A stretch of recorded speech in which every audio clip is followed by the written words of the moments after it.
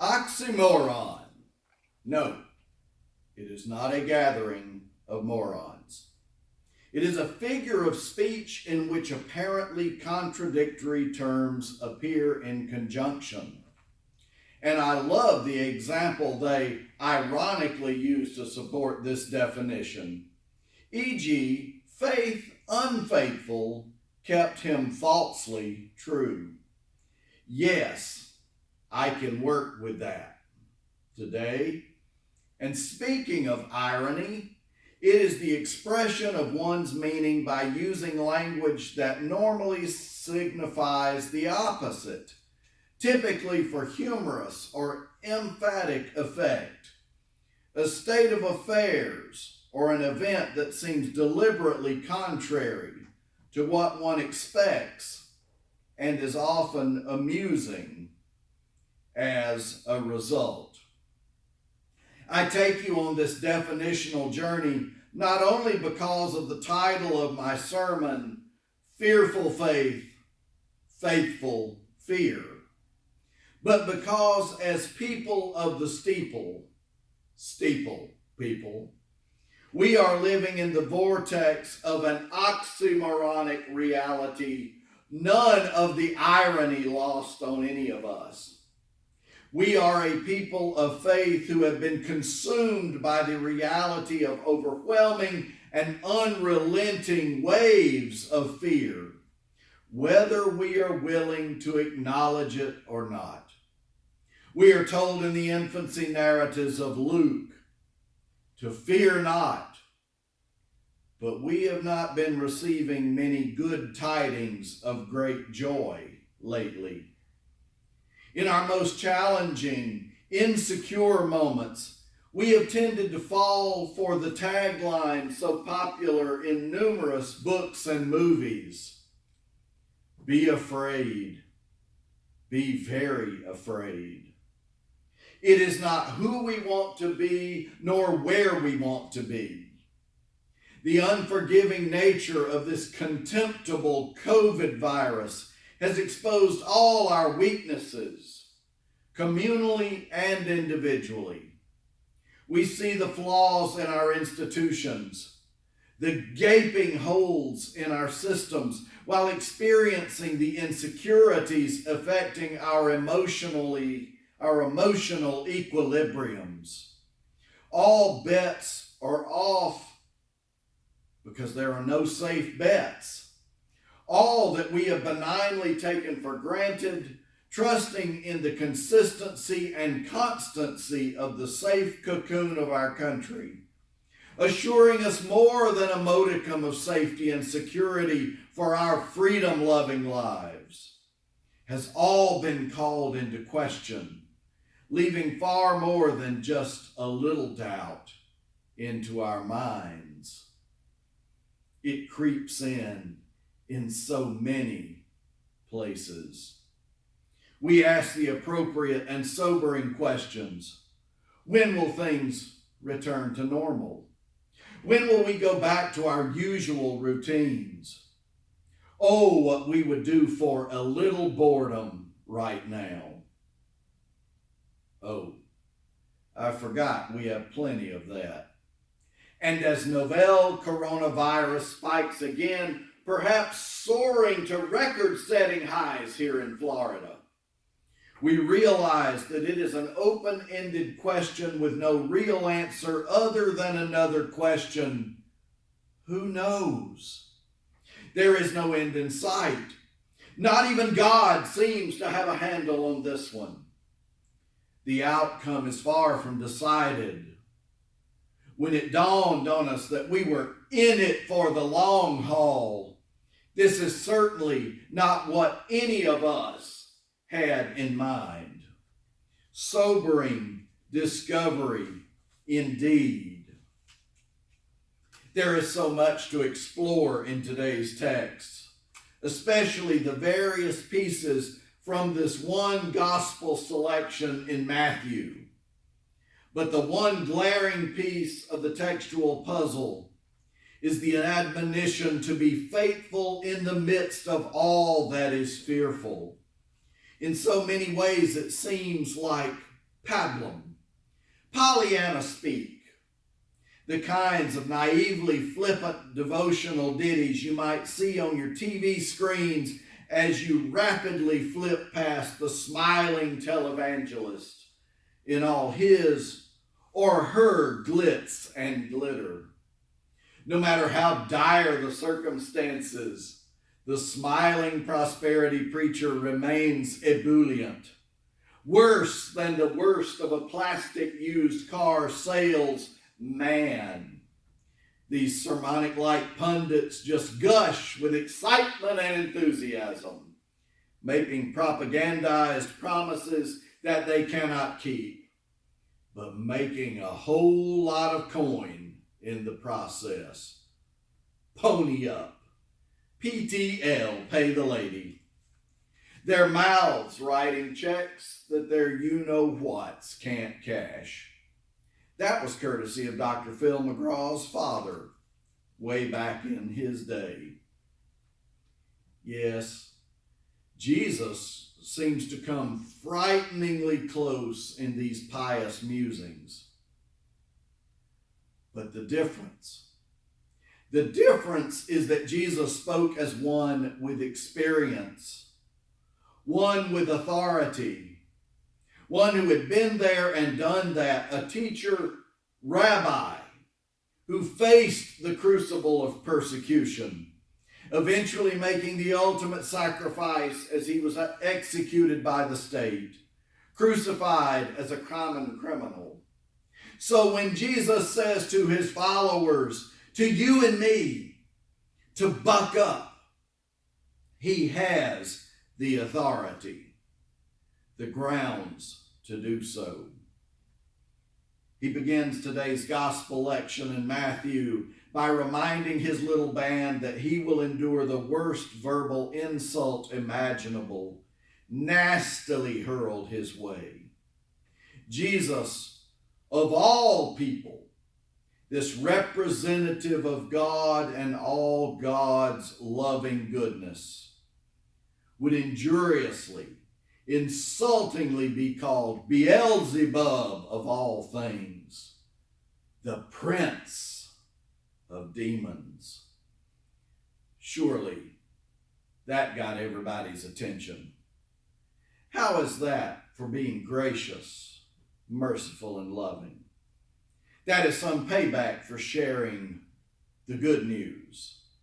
How is that working, Jesus? He says to his loyalists that they will be called even worse. Oh, a name by any other name. Sticks and stones, they say. Hurtful in every way. Back in the day, as the church I pastored in Atlanta was being disfellowshipped because of our courageous and unapologetically inclusive stance, I was called many nice things. Antichrist being among the not so endearing adjectives. I wore it as a badge of honor and still do to this day. Drives Joanne Winslow crazy when I invoke that insidious moniker about myself. I love it. Jesus then tells his audience to stay strong, with the reminder that we should only fear that which can kill the spirit, the soul, knowing that the body is far more vulnerable, an easy target. Can break my bones, but words will never hurt me. Yes, it is easier said than done. Jesus wanted to reassure his followers that no matter their circumstances, their earthly fate, that they were safely and securely in the arms of a loving God, and that nothing, eternally speaking, could touch them, could ever touch them. It is a promise based in reality, the reality of a very trying time. Unfortunately, the not so fine print reveals that these assurances are not so much that way in the here and now. No guarantees in this life. Jesus then concludes this section with a stern warning that he really did not come to bring peace on earth. Irony on steroids. Sidebar, it begs the question about all this syrupy, schmaltzy, Prince of Peace stuff. Nonsense, perhaps? His words strike us as raw, rough-edged, even unfeeling, insensitive. He declares almost as if boasting, "Don't think that I've come to bring peace to earth." I guess that lovely idea includes the goodwill to all suggested in that famous Christmas carol.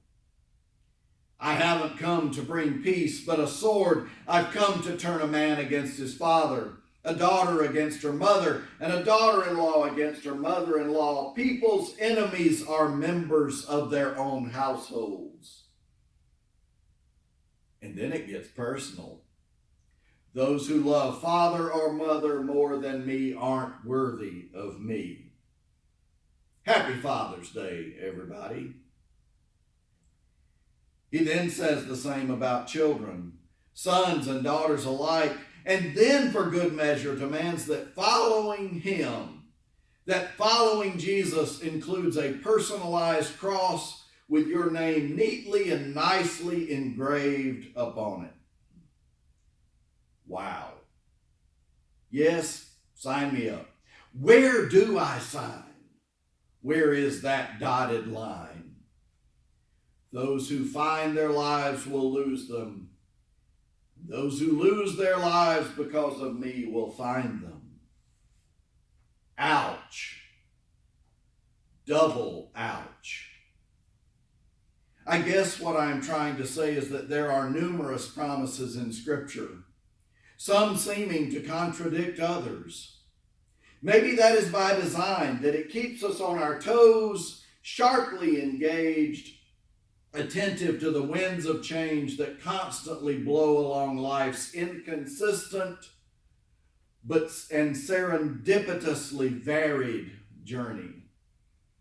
The only thing that is sure and certain, other than death and taxes, is that nothing is ever sure and certain on this side of eternity.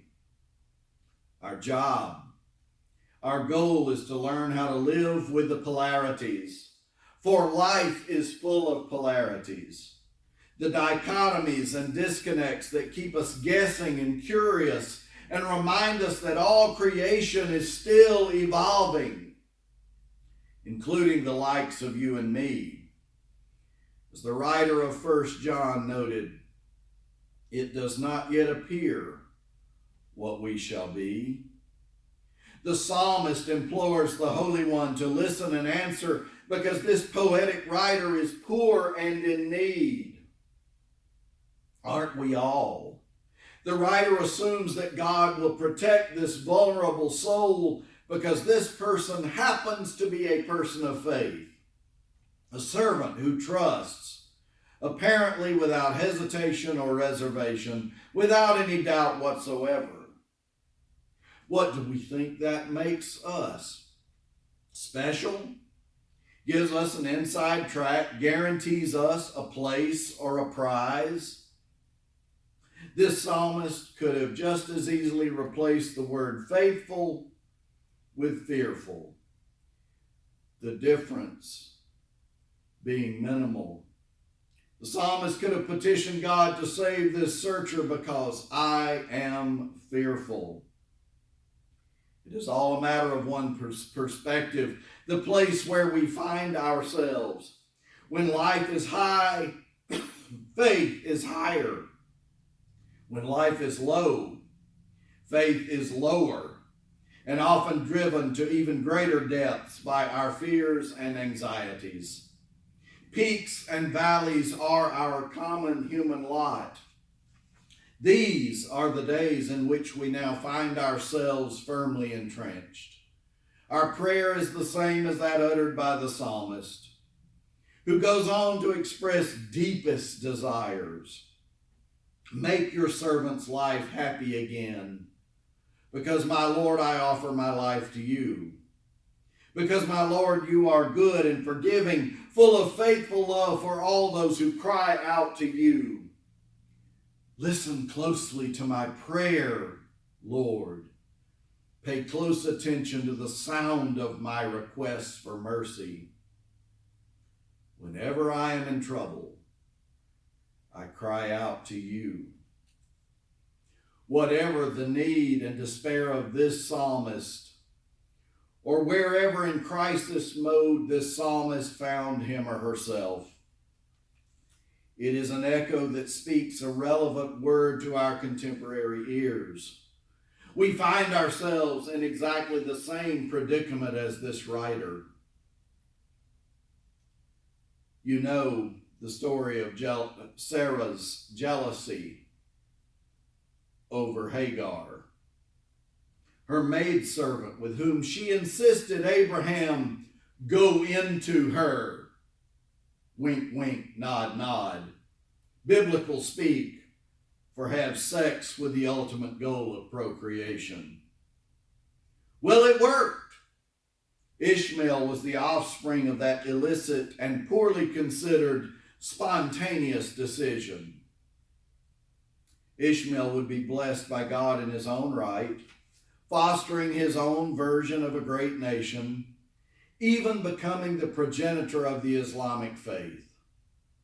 Not bad for a cast-off, a throwaway. Sarah demanded that Abraham send Hagar and her young son into the wilderness, no doubt to die. Reluctantly, Abraham knew the adage, happy wife, happy life. And so he obediently, as any a henpecked man would do, sent Hagar away with nothing more than a little water and some bread. Not much sustenance. You know how the story ends. Hagar walks a bow shot away from her son so that she will not have to witness his dying moments. But alas, as with many, but not all biblical tales, there is divine resolution, a happy ending. God hears the cries of the boy, and suddenly a well appears out of nowhere, and the day is saved along with Hagar and the boy, happily ever after. Indeed, in this son would be born a great nation and a great religion. Not bad indeed. If there is a lesson that life teaches us, it is that things do not always work out the way we hope or perhaps plan. That our dreams do not always come true and our goals to fruition. That our prayers either sometimes go unanswered or return to us with a resounding no. Devoid of a devotional moment, a spiritually satisfying resolution, a divine solution. We know that things could have ended very poorly for Hagar and her son. Some people catch their death of COVID, while others do not. Some are arrested and are killed in the process, murdered. Life has its risks and rewards, just as we have faith and fear as our steady companions.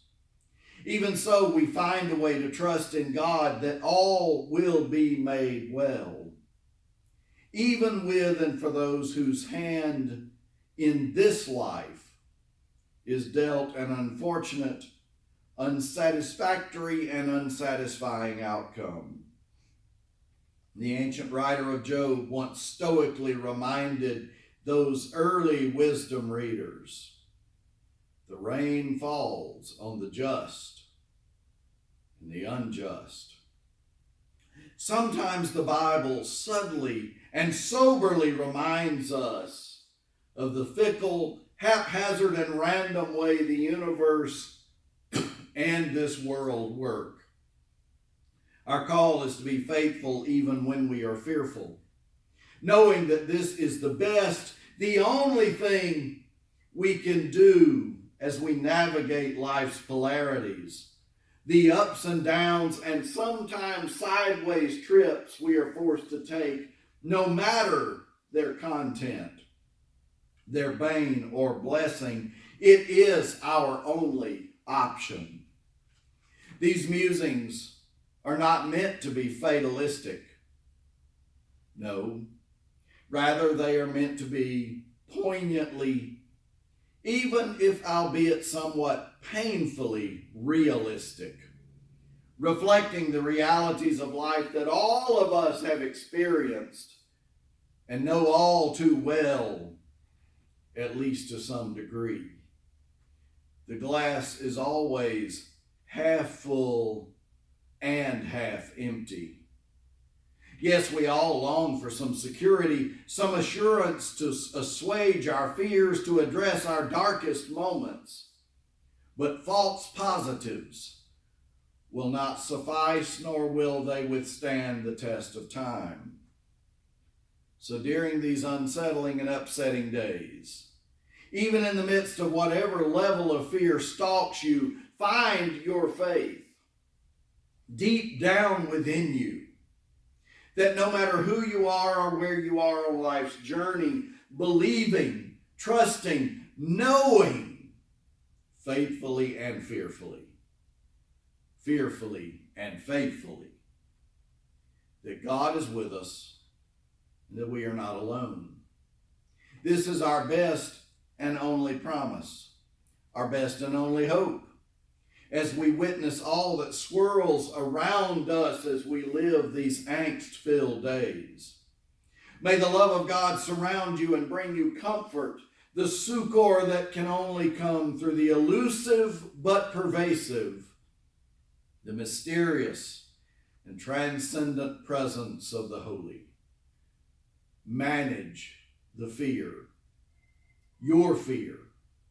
Hold it at bay with all your might, with all your strength, if you cannot abolish it. Keep the faith. In the name of the one who creates, redeems, and sustains, and is with us when we are faithful, and even when we are fearful, perhaps especially so. Amen and amen.